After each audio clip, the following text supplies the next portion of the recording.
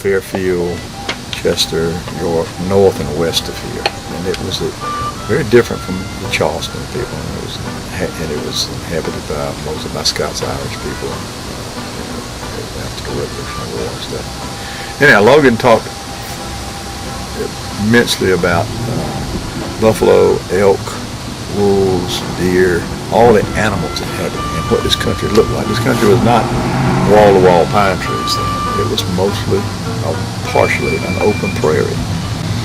So the grazing animal, which a buffalo is and the elk is primarily, grazing animals did very well, and so there were plentiful buffalo up here. Well, I started reading that book when I was about, I would say, 25 years old. I think my wife gave me a copy of it. Either that, she gave me Lawson's book. But anyway, I started reading that book and I read all about the buffalo in Fairfield County. Well, by God, I had to have buffalo. So I searched around. I don't know how I found it, but I found a guy down at Charleston that had 2 buffalo and he wanted to get rid of them. So we agreed on a price and he brought the buffalo up there. And I have around the farm there, my granddaddy had built what we call landing mat fences, they're about almost 8 feet high of solid round pieces of steel that were used in the Pacific War for aircraft landing strips. And it was surplus, and he bought some from Fort Jackson and built these fences and everything. So I knew I could hold a buffalo in there. So I got these 2 buffalo and started raising buffalo.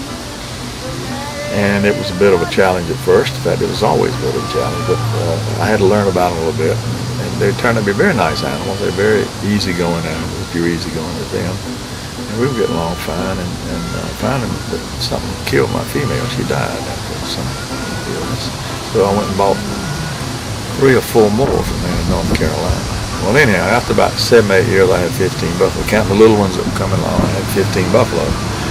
And those animals would not stay in a fence. I could keep them inside that big tall fence, but I didn't have enough to feed them in that. I needed to get out. They like to roam and know the song, and they like to have plenty of room to ramble in. So I had to build some other fences which were not quite as substantial for them to get around and get plenty to eat.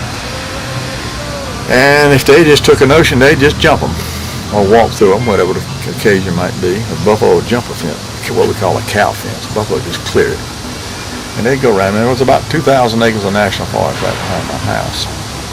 And they would often get back there. They'd often get in my neighbors' yards, eat whatever was there. They'd go wherever they wanted to go. And that went on for a number of years. My children, when I would get home from work in Columbia in the afternoon, when I walked in the door, always the first thing would be, "Daddy, the buffalo are out." So my children became probably the only resident experts in buffalo herding in South Carolina. But they got good at it because we had to put them back many a time. Well, one Friday night, I got home and we did not know it, but the buffalo had escaped again. And they went back into the national forest back behind the place there, and it was very thick back in there. Dark came, didn't know anything about it, being gone, and for some reason I didn't go feed them that evening, I don't know why. And so we went to bed not knowing a thing. Well, when darkness comes, usually the buffalo will stop where they are and stay, but this particular night they'd gotten on the Forest Service road back in behind about a mile and a half behind the house. And that road's a big, wide road, and it's, sunlight comes down on it real good, so it was fairly light, fairly late. Well, the buffalo got on this road and they started walking rather than stopping. They started walking out and see where it went. And they ended up out on Highway 215, about a mile above the house. Well, rather than turning and coming back toward the house, they went the other way, up 215. And it got to be about 11:30 at night, and there was 15 buffalo walking up the middle of Highway 215 on a Friday night. Now, I don't know how anybody else could have not seen them, but for whatever reason. And they passed the fork where 18 forks off, and they went on northwest on 215, and there's a big old hill east of where Buckhead Road turns off on Highway 215. Goes down to a kind of a low place there, and that's where the old Philadelphia wagon road came through. And the buffalo topped that hill and started down that long hill there. And as luck would have it, there was a big celebration at the Spotlight Club that night. And by 11:30 or so, the participants in the celebration were feeling very good for various reasons. And unbeknownst to them, they were about to have some uninvited visitors. But one of the fellows there had the urge to go somewhere, so and the cars were all, they said, all lined up and down the road there, and the parking lot and everything, side of the road. One fellow backed his car out, and he was going to drive down 215, wherever he wanted to go there. And the buffalo were coming down the hill, and he was driving up the hill. It's a long hill, it's about a quarter mile. And his headlights hit those 15 buffaloes walking down that road.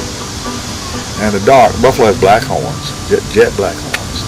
But in the dark, and the headlights of a car, any light, artificial light, the buffalo's eyes are blood red. And they have big eyes. They're big old, pretty big old brown eyes. And they're just